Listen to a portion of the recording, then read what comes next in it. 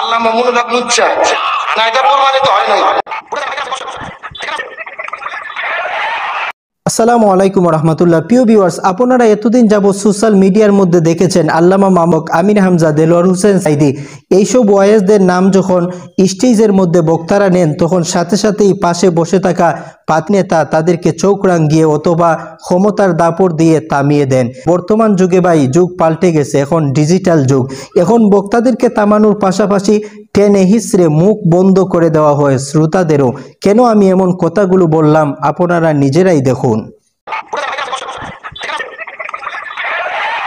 এই বক্তা সাহেব আলমুনুল হক সাহেব সম্পর্কে কিছু কথা বলতেছিলেন। পাশেই সভাপতির সম্মানিত আসনে সমাসীন আছেন এই পাতি নেতা। তিনি তা শোনার সাথে সাথেই বললেন, আল্লামা মামুক সাহেব নাউজুবিল্লাহ, এমন ধরনের কথা যেই বলে সে ধ্বংস হোক। নেতার মুখ থেকে এই কথা শোনার পরে একজন শ্রোতা বলেছেন, না, এই কথা শোনার পরে নেতা সাহেব গরম হয়ে স্টেজ থেকে কুকুরের মতো লাফ দিয়ে শ্রোতার কলার ধরে টেনে হিসড়ে হাজার হাজার শ্রোতার মাঝখান থেকে তাকে বাহির করেছেন। বিষয়টা খুবই দুঃখজনক। হাজার হাজার শ্রোতার মাঝখান থেকে এই শ্রোতাকে কলার ধরে টেনে হিসড়ে বাহির করে নিয়ে আসলো, অথচ কোনো শ্রোতাই কিছু বলল না। প্রিয় ভিউয়ার্স, এই পাতিনার এত সাহস হয় কি করে আল্লামা মামুক সাহেবের শানে এমন কুরুচিপূর্ণ কথা বলার? আমার ভুল হয়েছে, ক্ষমা করে দেন। এই তো কিছুদিন আগে জাতি দেখেছে হজরত একটি মিথ্যা মামলা থেকে জামিন পেয়েছেন, পাশাপাশি আরো 5টি মামলা থেকেও জামিন পেয়েছেন। আলহামদুলিল্লাহ। নিরপরাধ এই মানুষটা দিনের পর দিন কারাগারের মধ্যে কাটাচ্ছে কেন জাতি তা জানে।